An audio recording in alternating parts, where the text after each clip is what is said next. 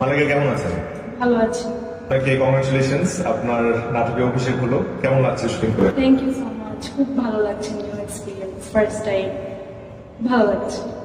এটা কি আপনার ফার্স্ট প্রস্তাব পাওয়া নাটক নাকি আগেও কখনো অফার পেয়েছিলেন? হ্যাঁ, আগে পেয়েছিলাম বাট করা হয়নি, কারণ আমার স্টাডিজের জন্য এক্সাম ছিল, তো করা হয়নি। So, তখন আপনার স্টাডি শেষ এখন? না, স্টাডি এখনো শেষ হয়নি, আমি ইউনিভার্সিটিতে সেকেন্ড ইয়ারে, তো তেমন একটা প্রেশার নাই থেকে এটা করছি। নাটকের শুটিং এর সব থেকে এই যে এক্সপিরিয়েন্স হলো আপনার 3 দিন, সব থেকে মজার একটা এক্সপিরিয়েন্স বলেন। সব থেকে মজার এক্সপিরিয়েন্স ছিল হচ্ছে গিয়ে বাসে, কারণ আমি কখনো বাসে উঠিনি, তো ফার্স্ট টাইম, ওইটাই মজার ছিল। প্রথম দিন কোনো ডায়লগ দেননি আপনি? না, ডায়লগ দিতে বেশি মজা লাগে নাকি ডায়লগ ছাড়া বেশি মজা লাগে? এটা ছাড়াই মজা লাগে।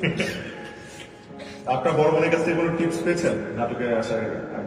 হ্যাঁ, আমার বোন আমাকে টেক্সট দিতেই থাকে, কি করবা কিভাবে করবা, অনেক হেল্প করে। আমি ওর সাথে রিহার্সাল করেছি, মোটিভেশন, সাপোর্ট সবই পাই ওর থেকে। আপনার বোনের সাথে আপনার 5টা মিল বলেন। 5টা মিল, এটা তো আপনারা ভালো জানেন আমার থেকে। আগে মডেল হিসেবে কাজ করেছেন, মানে ফটোশুট করেছেন, এবার নাটকে অভিনয়তে আপনাকে দেখা যাবে। আপনার আর কি কি গুণ আছে যেটা আমরা জানি না?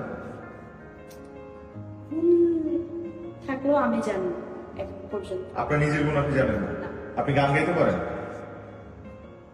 মোটামুটি বলা যায়। এটা তো একটা গুণ। আপনি নাচতে পারেন? হুম। তাই নাটকে তো আপনার নাচের একটা পারফরমেন্স আছে। ওটা করলাম, ট্রাই করলাম ফার্স্ট টাইম। ছোটবেলা থেকে অভিনেত্রী হতে চেয়েছিলেন নাকি কোনো ইচ্ছা ছিল না হুট করে? না, হুট করে না, ছোটবেলা থেকে আমার বোনকে দেখেছি ইন্ডাস্ট্রিতে, তো আমারও একটা ইচ্ছা ছিল, বাট তেমন একটা ছিল না, মোটামুটি।